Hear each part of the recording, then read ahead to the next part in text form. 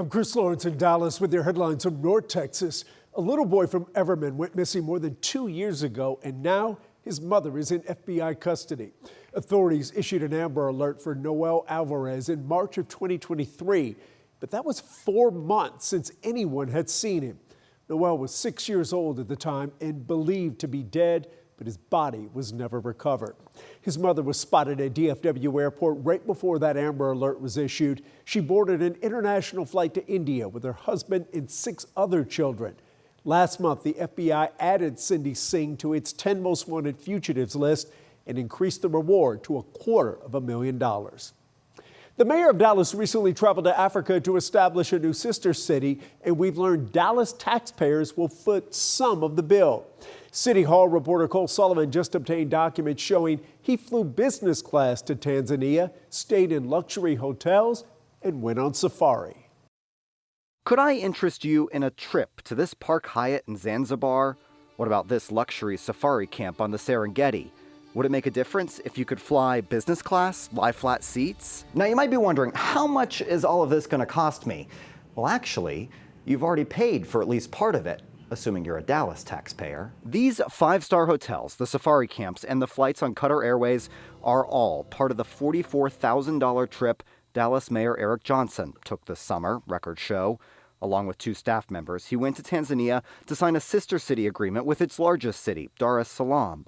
Photos from the mayor's office show Johnson meeting with local officials there and touring a factory that makes denim jeans. But records show he traveled to other places beyond the sister city, like the island of Zanzibar, where he spent 2 nights, met with local leaders, and toured a spice farm. And this is one of 2 safari camps records show the mayor visited.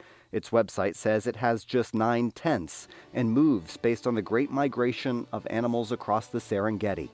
The mayor's office says his time in the region showcased another opportunity for Dallas, Tanzania tourism. Dallas thinks of itself, and has for a long time, as an international city. SMU political science professor Cal Jilson sees no issue with the mayor's trip to the sister city, but if there were side trips that were personal, those should be separated out and paid for by the mayor. The mayor's office says the city won't foot the entire bill. Records show it has asked the Dallas Foundation's private donor-financed international fund to reimburse taxpayers less than 1/3 of the trip's cost. That'll cover the mayor's business class upgrade and his hotel expenses beyond the standard government rate. The mayor's office says, quote, because of his fiscally responsible priorities, the mayor has ensured that his travel costs the city only the standard reimbursement rate that city policy permits. This is a long trip. I'm not surprised that they found a way to get the mayor into business class. The mayor's office says the trip was a critical step to building the relationship between Dallas and Tanzania, and, quote, East African businesses are already engaged in conversations about investing in Dallas after the mayor's visit. It says the Tanzanian government picked out the 5-star hotels. In Dallas, I'm Cole Sullivan. We're learning what led up to the moment a high school football player collapsed on the field. It happened Monday afternoon, and he died on Wednesday morning. Preston Malone played football for Lancaster High School, and the 15-year-old sophomore was part of a special early college STEM program there. The district says a coach noticed Preston didn't perspire during sprints. It showed signs of heat exhaustion. They were practicing indoors that day, but his temperature hit 104 degrees, so medical staff put him in a cold tub and called 911. The district says Preston was conscious in the ambulance and actually apologized for not finishing the drills. Lancaster ISD officials say they're heartbroken and canceled all practices as well as this week's scrimmage. The frustration is mounting in Tarrant County, where some neighbors were told to move their mailbox when they didn't have to, and they told us they got that notice from the Postal Service. Brittany Costello went to their neighborhood in Fort Worth, where residents say they're losing trust in the system.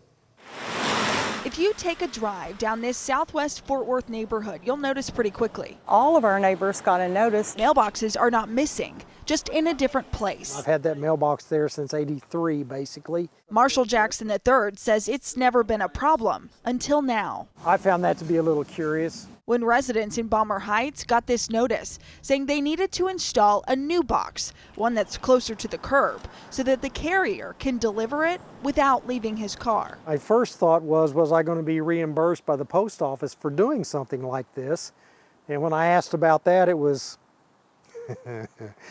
really a no-go. Jackson says the mail carrier told him if he didn't install a new box, the post office would withhold mail. You're going to withhold, in an older neighborhood that's predominantly populated by a lot of retirees. Lana Helm talked to the carrier too. What do you say?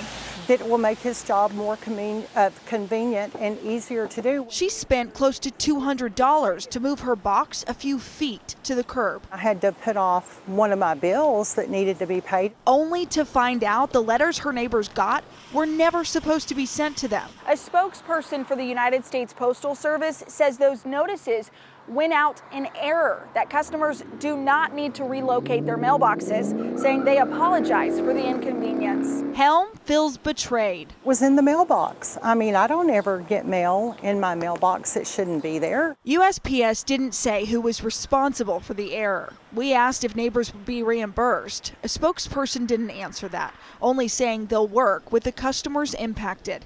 In Fort Worth, I'm Brittany Costello. I grew up eating bags of White Castle burgers, and now the fast food chain could be coming to North Texas. The company will make what it calls a Texas-size announcement on Thursday near Grandscape in the Colony. White Castle is famous for its bite-sized sliders steamed on a bed of onions, and they fuel many a late-night run. The company has been in the Midwest and Northeast for 100 years, but this would be its first store in Texas. There's a basketball card in Irving right now that could be the most valuable of its kind. And when you see what Matt Howerton discovered at the auction house, you'll understand why. This is a one-of-one. Heritage Auctions in Irving has made a lot of cash selling sports history. This one has the logo patch from Michael Jordan. But this week, And then the other patch is from Kobe Bryant. And they both signed it. they're moving something so big it could rewrite it. It rightfully should be the most valuable basketball card that exists. Production manager of Sports Auctions, Mike Provenzale, just said it all. Two of the greatest players in NBA history. They had a very close relationship. A one-of-a-kind upper deck trading card signed by NBA legends Kobe Bryant and Michael Jordan with pieces of their jerseys woven inside is on the auction block online now, and it's already passed the price tag of the most expensive basketball card ever sold, Heritage says. A similar signed Steph Curry rookie card was privately sold for $5.9 million in 2021. We've got 4 days of bidding left, and it's already at $6.2 million. What's it like to be sitting behind something that's worth $6 million? At Heritage, we get to see a lot of incredible items. It's always thrilling to see something like this. There are other head turners in this lot, like a timepiece given to Babe Ruth in 1923 for winning the Yankees' first World Series. There's even a piece of the Chicago Bulls court signed by Michael Jordan himself, paired with the kind of stats we're still shaking our heads over in his handwriting. He never puts inscriptions like that on anything. But the big ticket item right here. Who knows where the bidding will stop? 7 million, 8 million? This isn't just ink and fabric, it's history. By Saturday, we'll know what history and a little cardboard are worth. In Irving, I'm Matt Howerton. Yeah, it might sound like a fortune, but that card's only going up in value in the years to come. Those are your headlines from North Texas.